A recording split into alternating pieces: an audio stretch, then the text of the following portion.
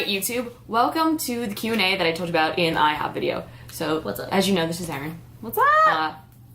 Instagram, fit_free_love_life, YouTube, Erin Hodges Fitness. You guys know me, come on, you've seen me in videos. She's been in quite a few of mine. So we're gonna do a Q&A, and it's gonna be basics, fitness, training, life, I don't know. Everything. We're gonna get Anything deep, goes. guys. Anything goes. That's scary. But, so did you want to start then? Alright, so first question. When you were looking at new trainers, obviously you are one yourself, what made you go and decide on Nick over some other trainers? Because there are a lot of very reputable people out there. Like, what brought you to Nick? Right.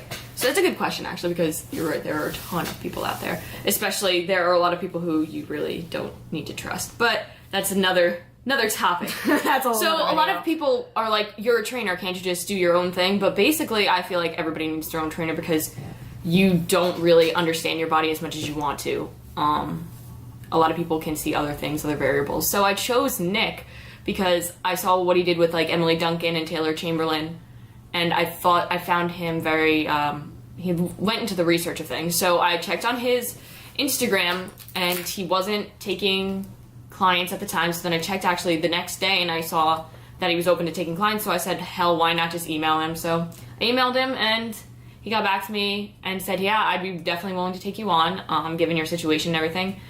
And he gave me the prices, and I was like, oh crap, I can afford that. So I did it, and it's been the best decision that I've ever made. I think that's a huge thing when it comes to trainers, is a lot of times people will go out and say, a lot of trainers give a certain price and it is very expensive. So some people you want to reach out to and you're like, I want to work with you, and it's going to be too expensive. You have to find somebody who is reputable, but also you have to look at what your price range is. Not everybody's going to be within reach. So I think that's really awesome that you were able to afford like such a high caliber person. Absolutely. And actually, that goes on to my question. How did you choose Paul? So I work with Paul Revelia of Team Pro Physique, and I actually got recommended to him by Dr. Lane Norton. I reached out to Lane because I have if you guys have watched my videos, I have some issues with like my hormones and trying to get my period back, and just my body's kind of a complete mess right now. And nothing had worked previously with other coaches, and my doctors were like, okay, it could be something like more scientific, something really structured with your diet and your training. You do so much. Is that what's going on? And I said, I honestly have no idea. My old coaches had no idea, so I wanted to reach out to the best. If you're gonna go for somebody, you might as well try the best. But Lane is the best. Lane is the best, and his price was obviously not the best. And that's just something I couldn't afford as a college student. Even though my health is at risk and things were of that nature, it's just something I couldn't do given my financial situation. So he said, there are other people that are much more reasonably priced and are still amazing coaches, and he recommended Paul. I had worked actually with Paul slightly, at least talked to him previously when I worked with one of my other coaches. He was sort of a part of that team. I don't know if you remember Brittany Dawn. Yes, I do remember Brittany Dawn. He was somewhat a part of that team and no longer is either. He was. Oh, yeah.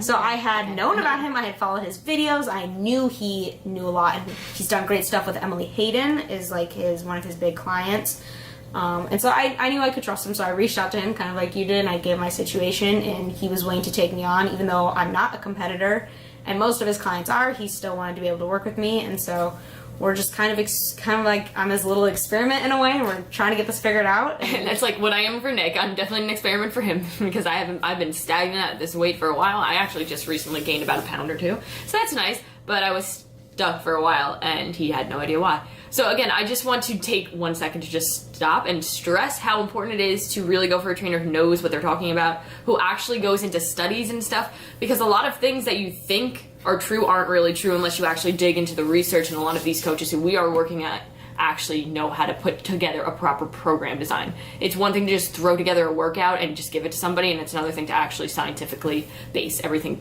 off of research.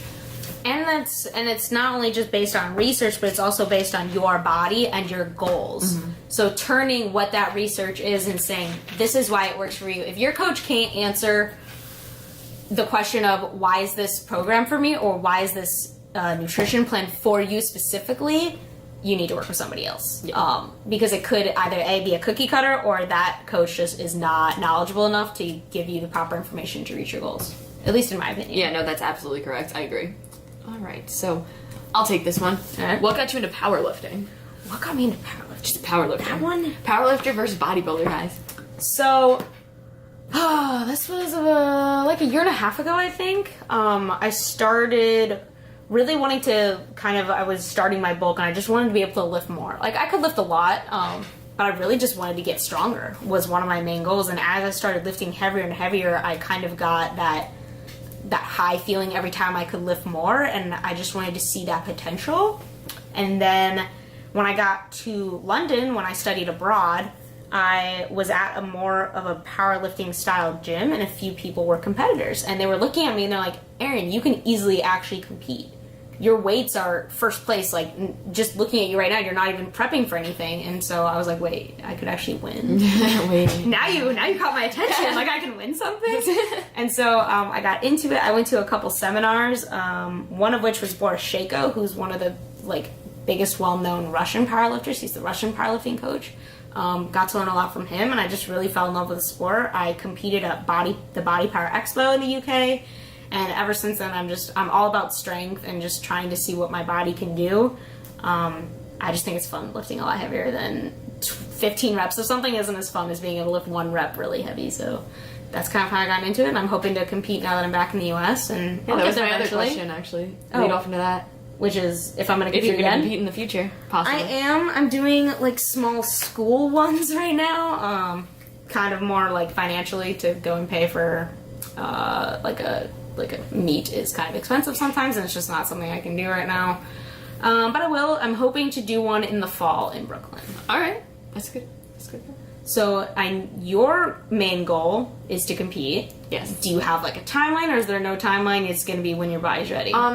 It's gonna be when my body's ready, but I want it to be this year. I want it to be specifically. I want to compete in the Brooklyn Grand Prix in October because that was the one that I competed in 2015. Yeah, both competing in the fall. I came in dead last because I was way too skinny, and you could just look at the pictures on stage and be like, wow, I was lean. I was too lean. I was 7% body fat, and that's just not what you want to be as a competitor bikini athlete. You want to be more in the 10 to 12 range.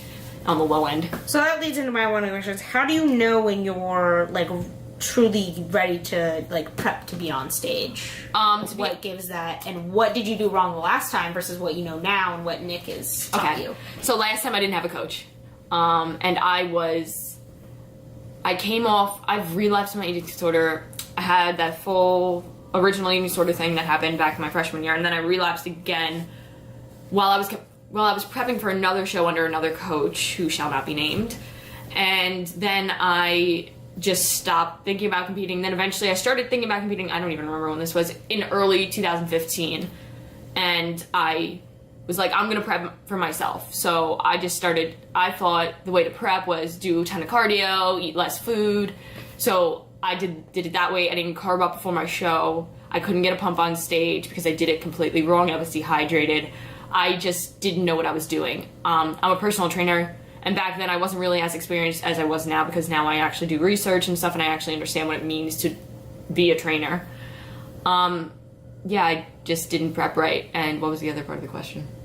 How do you know when you're ready to go back on stage? I want my body to be in the proper hormone, in homeostasis, kind of, because that'll mean that. And as well as mentally, I need to be in the right mental aspect in order to compete. And I'm getting there slowly, but I'm not there yet. And I know I'm not, but I know that I'm making the steps to. And once I get my period back, I think it's going to be a big thing. I haven't had my period. Let's say I'm announcing this right now. It's been March 2012 was the last time I had my period.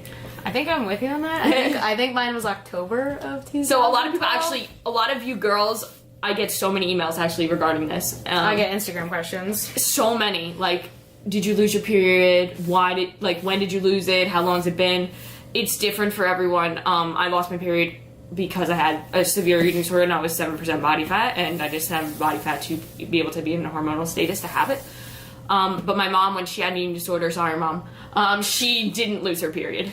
So everyone's different. Like some people will compete and they'll get down to those low crazy body fats and they will have their period on stage. Others won't get their period back for like 3 to 4 months after prepping. So it's completely different. Everyone's body is different.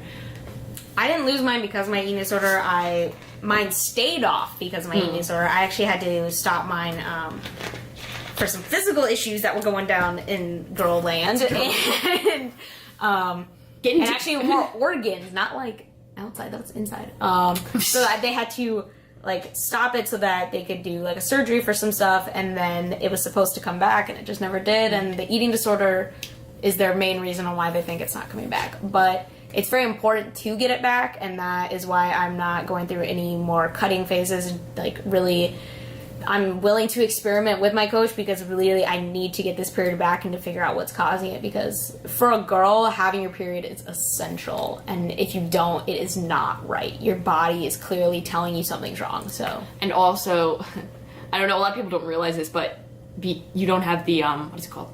Fucking bone density. It's like the calcium breakdown. So you have set up for osteoporosis in the future. I know people who have had eating disorders who have osteoporosis and they're like 20 years old. Like, it's so sad, and I don't want to be in that realm. And I know that I haven't got my hormones checked in a while, but last time I got them checked was like a year ago, and my estrogen was undetectable. So hopefully, since my improvement season, hopefully that's changed. And it's weird how much like your hormones like play into a lot of what you're trying to do. Even as women, the hormones that we have play into our training. They play into our diet. They play into how our diet is affecting how we feel all the time and how we're able to progress in our life. And because we both suffer from the issue of not having one, and our hormones and our estrogen are undetectable, it's probably playing a big role in that. But I mean, do we really know what our problem is? No. And that's why we're willing to experiment. So exactly. So before